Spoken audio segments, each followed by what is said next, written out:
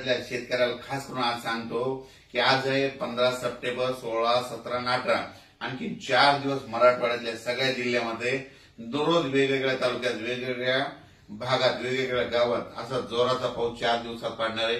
आतापर्यंत तुम्ही पाऊस इतका कधी पडलेला नाही पहिला, असा या 4 दिवसात पाऊस काय होणार आहे। म्हणजे सांगायचं झालं तर नांदेड जिल्हा, हिंगोली जिल्हा, परभणी जिल्हा, बीड जिल्हा, लातूर जिल्हा, जालना जिल्हा, संभाजीनगर आणि धाराशिव जिल्हा ह्या जिल्ह्यामध्ये काय होणार आहे मराठवाड्याच्या, म्हणजे आज 15, 16, 17, 18 4 दिवस खूप जोराचा पाऊस पडणार आहे। त्याच्यानंतर 18च्या नंतर 19 नंतर काय होईल, थोडं म्हणजे उघाड भेटणार आहे 19 पासून।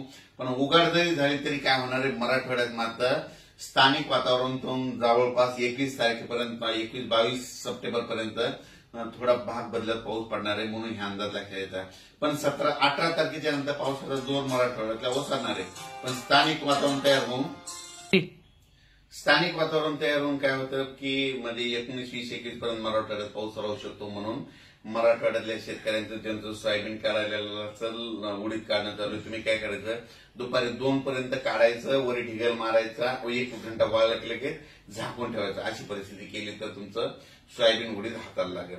त्याच्यानंतर आपण काय करू, पश्चिम महाराष्ट्राकडे पश्चिम महाराष्ट्राकडे सोलापूर जिल्हा, सांगली जिल्हा, सातारा जिल्हा, कुडाळ ते म्हणजे सातारा जिल्हा, अहिल्यानगर, नाशिक जिल्हा ह्या पट्ट्यातल्या शेतकऱ्याला सांगू इच्छितो की पश्चिम महाराष्ट्राकडे आज म्हणजे 15, 16, 17, 18 4 दिवस दररोज वेगवेगळ्या भागात, वेगवेगळ्या गावात, वेगवेगळ्या तालुक्यात जोराचा पाऊस पडणार आहे, विजेच्या कडकडाटासह पडणार आहे, म्हणून हा अंदाज लक्षात येतात। म्हणजे